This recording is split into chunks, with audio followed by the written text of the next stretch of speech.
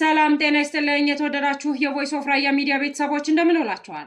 ዛሬ የካቲት 24 2018 ዓ.ም የቮይስ ኦፍ ራያ ዕለታዊ ዜና ሰዓታችን ላይ እንገኛለን። እንድትከታተሉንም በአክብሮት እንጋብዛለን።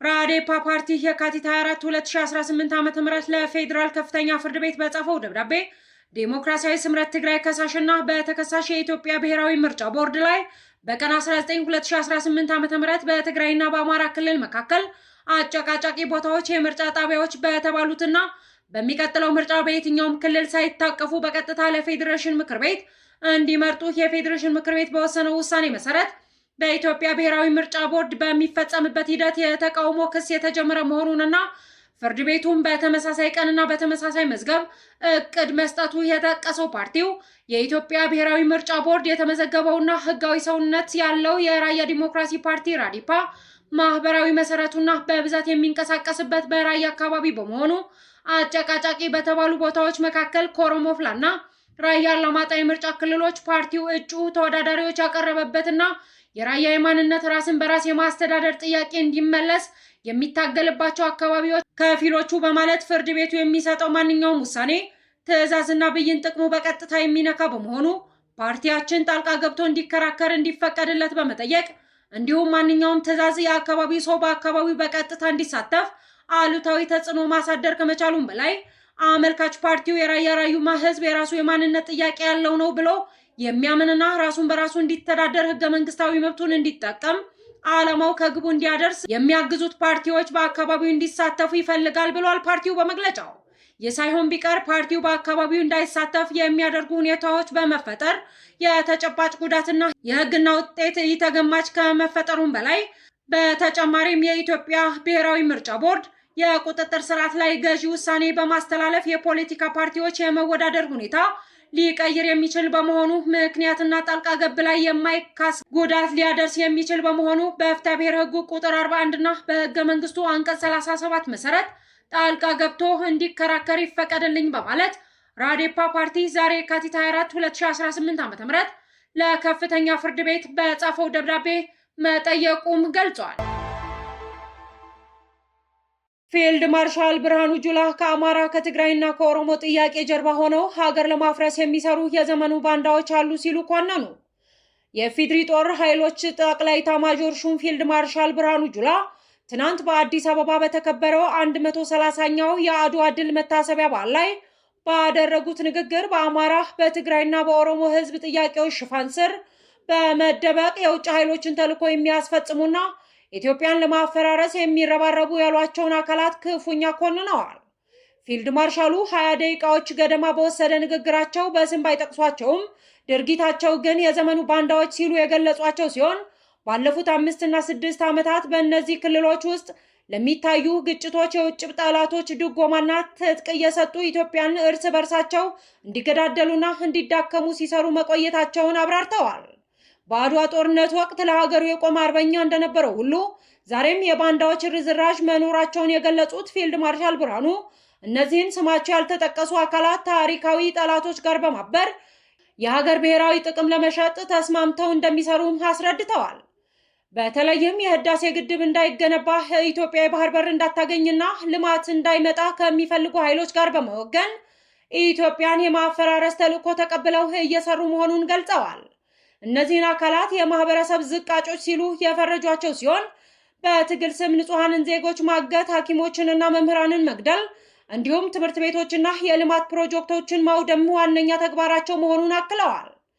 ፊልድ ማርሻሉ ንግግራቸውን ሲቀጥሉ የጊዜ መቁጠሪያውን 8 ዓመታትን ወደ ኋላ በመመለስ በ2010 ዓ.ም የህዳሴ ግድብ ግንባታ መፍጠን በጀመረበት ወቅት ተቃጥቷል ያሉትን ከፍተኛ አደጋ አስታውሰው በወቅቱ ታሪካዊ ጠላቶችና ስማቸውን ያልተጠቀሱት ባንዳዎች ግንባር በመፍጠር 15,000 ታጣቂዎችን ከሀገር ውጭ አሰልጥነው በግድቡ ላይ ቢለቁም በኢትዮጵያ ልጆች ተጋድሎ ሴራው መክኖ ግድቡ ተጠናቆ ዛሬ ኤሌክትሪክ መስጠት መጀመሩን ገልጸዋል። እነዚህን ተዋጊዎች ለህዝብ መብት እየታገሉ እንደሆነ አድርጎ የሚረዳ ዜጋ ካለ ኤርትራን የማስገንጠልና ኢትዮጵያን የባህር በር የማሳጣት ተመሳሳይ ታሪክ በሀገሪቱ ላይ እንዲደገም የሚሰሩ ቅጥረኞች መሆናቸውን አለመረዳት ነው በማለት በይነዋል። ማንኛውም የብሔር፣ የኢኮኖሚ፣ የዲሞክራሲ ጥያቄ ቢኖር የሀገር አጥርና የሉዓላዊነትን ምሽግ ሆነው የመከላከያ ሰራዊት መውጋት ሳያስፈልግ በፖለቲካዊ ስርዓት መታገል እንደሚቻል የገለጹት ፊልድ ማርሻል ብርሃኑ ከባዕዳን ጋር አብሮ የገዛ ሀገሩን ጦር የሚወጋ አካል ግን ባንዳ እንጂ ታጣቂ ሊባል አይችልም ሲሉ ተናግረዋል። ሱዳን በኢትዮጵያ ላይ ያቀረበችውን ክስ በጀነራል አብዱል ፈታህ አልቡርሃን የሚመራው የሱዳን መንግስት ከኢትዮጵያ ግዛት የተነሳ ድንበር ተሻጋሪ የድሮን ጥቃቶች ተፈጽሞብኛል ሲሉ ከሰሰ። የሀገሪቱ የውጭ ጉዳይ ሚኒስትር ትናንት ሰኞ ባወጣው መግለጫ ድርጊቱን ግልጽ ወረራ ሲል ገልጾታል። በጎረቤት ሀገራት በኩል የሚደረግ የውጭ ጣልቃ ገብነት ጦርነቱን እያባባሰው ነው ሲልም አስጠንቅቋል። የሚኒስትሩ በመግለጫው ባለፉት 2 ወራት በሱዳን የተለያዩ ስፍራዎች የተፈጸሙ የድሮን ጥቃቶች መነሻቸው የኢትዮጵያ ግዛት መሆኑን ይታወቅልኝ ብለዋል። ሚኒስትሩ ለዚህ የጠባጫሪነት ላለው ድርጊት አዲስ አበባን ያስጠነቀቀ ቢሆንም ጥቃቱ በማን እንደተፈጸመና ያደረሰውን ጉዳት ግን በዝርዝር አለመግለጹን የፈረንሳይ ዜና አገልግሎት ዘግቧል። 3 ዓመት ሊሞላው በተቃረበው የሱዳን የእርስ በርስ ጦርነት ውስጥ ኢትዮጵያን እጇን አስገብታለች ተብላ በይፋ ስትወቀስ ይህ የመጀመሪያ ነው። በሌላ በኩል ግጭቱ በውጭ ኃይሎች ድጋፍ እየተቀጣጠለ መሆኑ በዓለም አቀፍ መድረክ ስጋት ፈጥሯል። የብሪታንያው የውጭ ጉዳይ ሚኒስትር ኤቫንት ኩፐር በቅርቡ በተካሄደው የተባበሩት መንግስታት ድርጅት ስብሰባ ላይ እንዳሉት በሱዳን ተፋላሚ ወገኖች ዘንድ ድል እንቀዳጃለን በሚል የተሳሳተ እምነት በመኖሩና ከውጭ ሀገራት ዘመናዊ መሳሪያዎችን እያቀረቡላቸው በመሆኑ የተኩስ አቁም ላይ መድረስ አልተቻለም ብለዋል።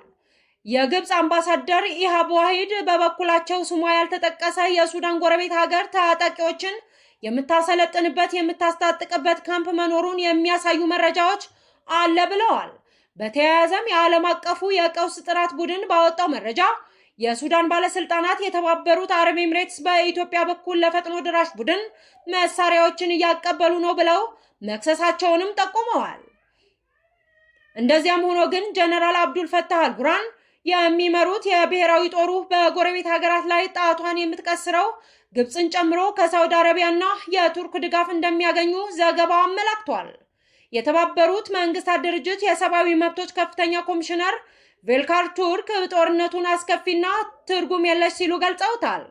በጎርጎሮሳውያኑ ዘመን አቆጣጠር በ2025 ብቻ በእርስ በርስ ግጭቱ የሚሞቱ ንጹሃን ቁጥር ከእጥፍ በላይ መጨመሩንም አስጠንቅቀዋል።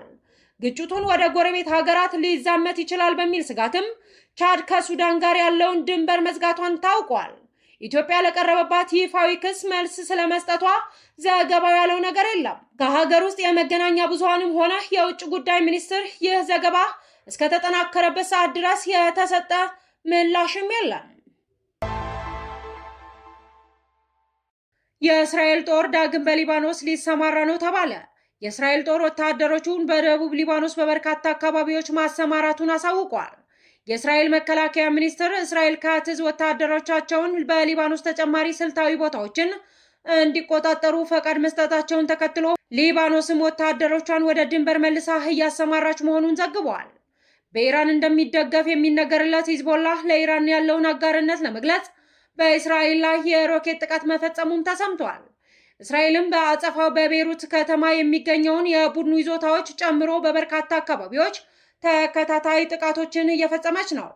በግጭቱ ምክንያት በሊባኖስ በትንሹ 30,000 ሰዎች ከቤት ንብረታቸውን መፈናቀላቸውንም የተባበሩት መንግስታት ድርጅት ዛሬ አሳውቋል። ነዋሪዎች ለመፈናቀል የተገደዱት እስራኤል በተለይ በደቡባዊ ሊባኖስ ለሚገኙ ነዋሪዎች በስውር ማስጠንቀቂያ ከሰጠች በኋላ ነው ተብሏል።